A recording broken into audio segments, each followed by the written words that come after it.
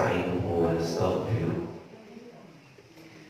ونعوذ بالله من شرور أنفسنا ومن سيئات أعمالنا من يهده الله meter ataupun termometernya diterima atau tidak diterimanya amal ibadah Ramadan kita. Dan ini ayat ini yang selalu dipergunakan oleh para ulama. Namun sebelum kita masuk ke dalam ayatnya, saya ingin memberi alas dulu, mengembangkan lapian. Apa? Ternyata dalam kehidupan kita ini tidak ada orang yang malas. Yang ada adalah orang yang tidak tahu kalau dia melakukan sesuatu, kira-kira dia akan mendapatkan manfaat apa. Contoh, sholat berjamaah subuh. Sebenarnya tidak ada orang yang malas untuk sholat subuh berjamaah. Lalu, kenapa masih banyak yang di rumah tidak mau sholat berjamaah? Karena Allah belum hujamkan dalam hatinya. Why? Kenapa? Lalu manfaat apa? Lalu motivasi apa untuk melaksanakan sholat subuh berjamaah? Saya ingin mengambil analogi sederhana. Ibu-ibu, kalau Ambo minta ibu-ibu berlari dari sini, berlari dari sini, sampai terus berlarinya ke padang luar, tapi berlarinya nggak pakai sendal, kira-kira mau apa tidak? Mau apa tidak? Tidak mau. Sekarang pertanyaannya saya rubah, Bu, saya minta ibu-ibu berlari dari sini ke padang luar. Berhasil ibu berlari dari sini, jangan berlari, jalan aja. Berjalan dari sini ke padang luar tanpa pakai sendal, maka ibu akan mendapatkan umroh sekeluarga. Dan ibu yakin dengan itu. Kira-kira mau apa tidak? Jangankan berjalan, betul tidak? Lari pun mau. Apa yang ingin saya sampaikan? Ketika timbul keyakinan, maka inilah penting yang namanya keimanan. Ketika ada keimanan yang Allah hujamkan dalam hati kita, sholat berjamaah itu terhujam dalam hati kita. Kalau jamaah sholat subuh berjamaah, kalau sholat sunat 2 rakaat fajar, setelah sholat subuh lalu kemudian berinfak, lalu apalagi kalau bisa menunggu sampai syuruk, terhujam dalam hati kita. Ini, maka dia akan mengerjakannya. Kenapa masih belum banyak yang belum mau? Karena dia belum dapat why. Allah belum bukakan hatinya. Kenapa kamu melakukan itu? Dan hari ini salah satu kelemahan pendidikan kita di Indonesia, jarang memberitahu kenapa kamu belajar 1 tambah 1 itu. Itulah mengapa banyak sekali hal-hal saya belajar sekian banyak pelajaran. Terus nanti untuk aplikasi di lapangan apa hubungannya? Makanya waktu yang dihabiskannya terlalu banyak, tetapi ketika keluar kebingungan dia mau apa. Dan inilah salah satu kenapa banyak sekali timbul kenakalan-kenakalan remaja. Kenapa? Karena dia tidak tahu kenapa saya harus melakukan ini, itu. Bapak Ibu hadirin sidang salat subuh rahimani wa rahimakumullah. Begitu juga dengan puasa dan amal-amal ibadah selama bulan Ramadan. Kenapa kita lakukan? Ayatnya sudah masyhur. Ya ayyuhalladzina amanu kutiba alaikumus kama kutiba alal ladzina min qablikum la'allakum. Jadi target Allah perintahkan kita puasa. Target Allah memerintahkan kita untuk qiyamul lail selama bulan Ramadan dan memperbanyak kegiatan-kegiatan di Ramadan adalah la'allakum tattaqun. Harapan Allah agar kita menjadi orang-orang yang bertakwa. Anggaplah, ya tadi Allah perintahkan kita puasa, perintahkan amal-amal ibadah selama bulan Ramadan agar kita jadi orang bertakwa. Pertanyaan besarnya, memang kalau kami jadi orang bertakwa di hadapan Allah, dianggap kita ini bertakwa, apa manfaatnya buat kami? Why? Kenapa kami mesti jadi orang bertakwa? Bukankah janji Allah di dalam firman Allah yang lain? Ini masyhur juga ayatnya. Wa may yattaqillaha yaj'al lahu makhraja wa yarzuqhu min haitsu la yahtasib. Bukankah orang-orang yang bertakwa, ini sekali lagi ini masalah iman. Karena ini ayat sering sekali diperdengarkan ke telinga kita. Tapi masalahnya tergerak gak iman kita? Terhujam gak dalam hati kita? Orang takwa itu janji Allah satu, yaj'al lahu makhraja, Allah siapkan jalan-jalan keluar dari setiap permasalahan yang ia hadapi. Wa yarzuqhu min haitsu la yahtasib, dan Allah akan melimpahkan rizki dari jalan-jalan yang tidak ia kira-kira. Bu, Pak, hidup kita itu punya dua hal saja. Kalau tidak sedang punya masalah, berarti dia sedang punya keinginan. Betul nggak? Hidup kita nih sekarang nih, kalau tidak sedang ada punya masalah, berarti dia sedang punya keinginan. Masalah sakit, masalah anak, masalah keluarga, masalah hutang, nih paling banyak yang saya sering temukan. Hutang, ya, masalah hubungan emosional, masalah. Keinginan ingin punya rumah, ingin punya kendaraan, ingin bisa umroh, ingin haji, ingin nyekolahkan anak. Dua itu saja, masalah, keinginan. Lihat bagaimana Allah janjikan di dalam Al-Quran surah At-Talaq tadi. Udah takwa saja.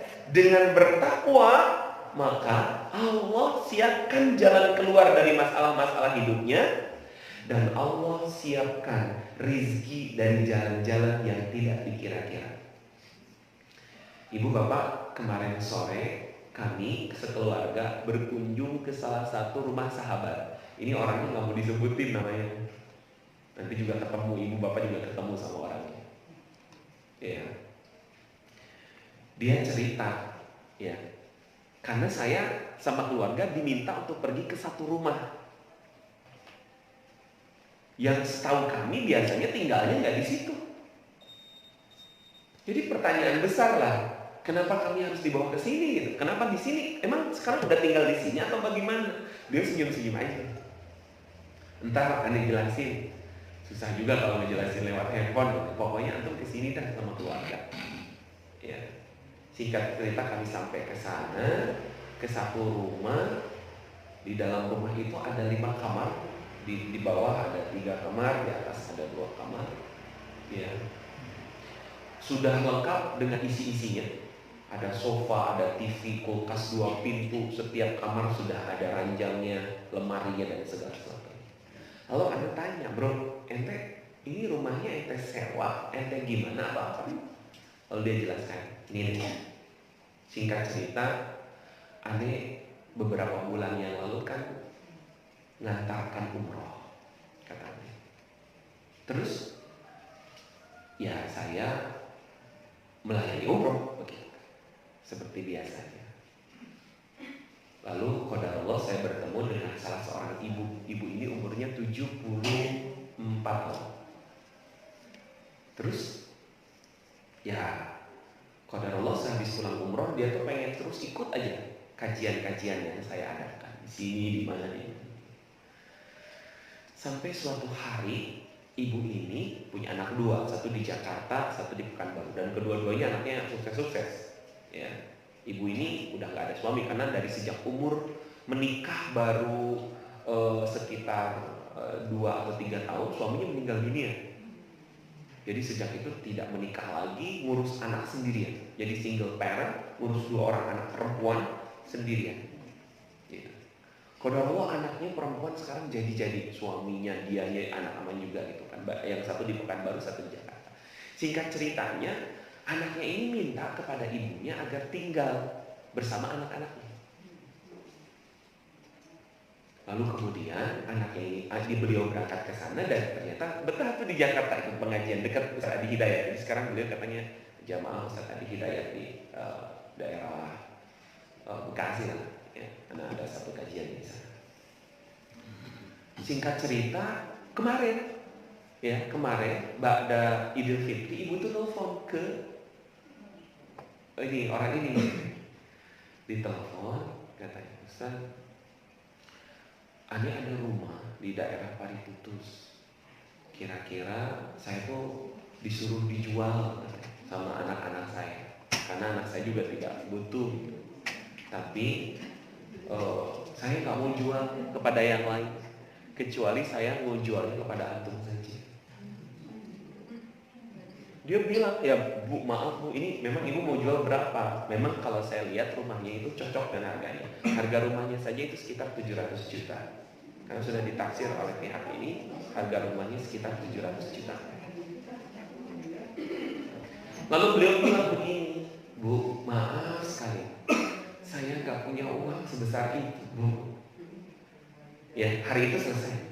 Besoknya telepon lagi, sampai akhirnya begini.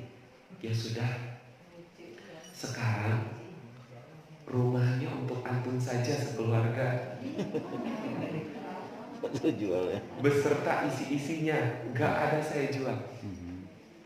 Ibu ini gimana sih sebenarnya? Gini saja, kalau sudah memungkinkan antum ke Jakarta, nanti antum ke Jakarta, nanti oleh anak saya diuruskan surat menyurat tanahnya, sekarang di atas namakan jadi nama antum saja. Coba bayangkan. Gimana enggak kita? Ya, Masya Allah. Ya, lalu beliau bilang cerita, katanya ke saya, istri saya ketika puasa berdoa gitu sama Allah. Ya, kepada Allah, dia juga sedang buat rumah. Jadi sama-sama nih, kami lagi sama-sama buat rumah. Ya, jadi berdoa, ya Allah gitu kan ya.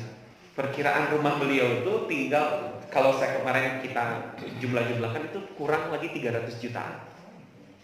Katanya, aduh 300 juta mah aneh paling ngumpulin bisa 3-5 tahun nih, katanya gitu kan. Ya sama-sama lah gitu kan. Ya doa aja sama Allah. Yang penting ingat poin 1 PPA katanya. Ya apa poin 1 PPA? Niat kuat, lurus, murni, luaskan. Luasin niat. Jadi istrinya habis-habisan terus gitu. Ini cerita istrinya sama kita, sama kami ini gitu. Bahwa setiap di bulan Ramadan tuh gitu, karena terus minta, ya Allah, gantah gimana caranya. Sampai kemudian Allah yarzuqhu min haitsu la yahtasib. Itu rumah sekarang, rumah 5 kamar, 2 lantai, garasi dan seluruh isi-isinya, kalau boleh saya taksirkan, itu semua isi-isinya hampir sekitar 900 juta. Karena rumahnya saja 700 juta. Gitu ya. Diberikan cuma-cuma oleh Allah Subhanahu wa ta'ala. Siapa yang menggerakkan hati ibu itu kalau bukan Allah? Zaman gini gitu kan, yang mau ngasihkan rumah dengan harga segitu siapa? Kalau dipikirkan logika mungkin apa tidak? Tidak, tapi sekali lagi janji Allah, yarzuqhu min haitsu la yahtasib. Allah akan kasih rizki dari jalan yang tidak dikira-kira. Nah, pertanyaannya, oke, saya sekarang sudah dapat why-nya. Saya menjalankan ibadah sepanjang puasa supaya jadi orang bertakwa. Kalau jadi orang bertakwa dan Allah mengklaim kita jadi orang bertakwa, Allah siapin jalan-jalan keluar dari setiap masalah. Allah berikan sesuatu rizki dan jalan yang tidak dikira-kira. Maaf, rizki ini bukan masalah uang saja. Jangan nakal. Terima kasih, mudah-mudahan ada manfaatnya. Assalamualaikum warahmatullahi wabarakatuh.